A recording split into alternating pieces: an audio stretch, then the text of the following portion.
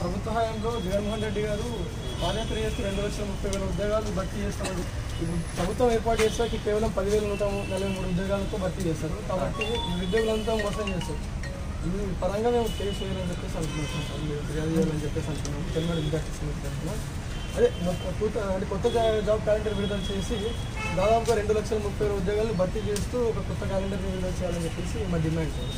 అలాగే group 1 group 2 ఉద్యోగాలు కూడా భర్తీ చేయాలంటే పోలీసు ఉద్యోగాలు 6,500 మాత్రమే ఇస్తామని దాదాపుగా ఇప్పుడు దాకా 2 సంవత్సరాలు గడిచినా కూడా కేవలం 10,000 ఉద్యోగాలు మాత్రమే ఇవ్వడం చాలా విడుదల చేసి దాదాపుగా 2,30,030 ఉద్యోగాలను భర్తీ చేస్తూ ఒక కొత్త క్యాలెండర్ విడుదల చేయాలని చెప్పేసి మా డిమాండ్.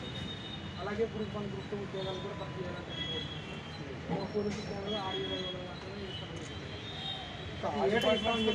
ఇప్పుడు దాకా 2 సంవత్సరాలు గడిచినా కూడా కేవలం 10,000 ఉద్యోగాలు మాత్రమే ఇవ్వడం చాలా బాగుంటుంది విషయం అని సార్.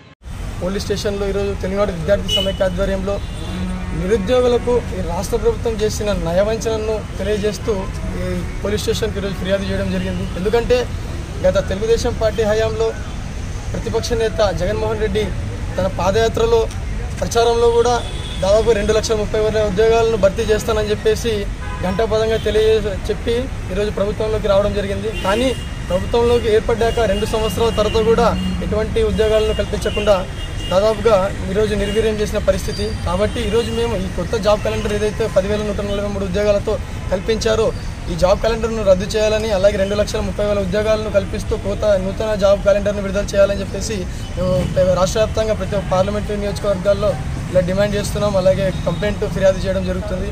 మేము ఒక్కటే తెలియజేస్తున్నాం రాష్ట్ర ప్రభుత్వానికి, ఏదైతే మీరు ప్రచారంలో కావచ్చు, క్యాబినెట్లో కావచ్చు ఈ పలానా ఉద్యోగాలు 1,80,000 ఉద్యోగాలు భర్తీ చేస్తాం, అలాగే గ్రూప్ 1 గ్రూప్ 2లో ఖాళీలు, గ్రూప్ 3 గ్రూప్ 4 అలాగే ఇంజనీరింగ్ తర్వాత మిగతా అన్ని డిపార్ట్మెంట్స్లో ఏవైతే ఖాళీలు ఉన్నాయో అన్ని భర్తీ చేయాలని చెప్పేసి మేము రాష్ట్ర వ్యాప్తంగా డిమాండ్ చేస్తున్నాం.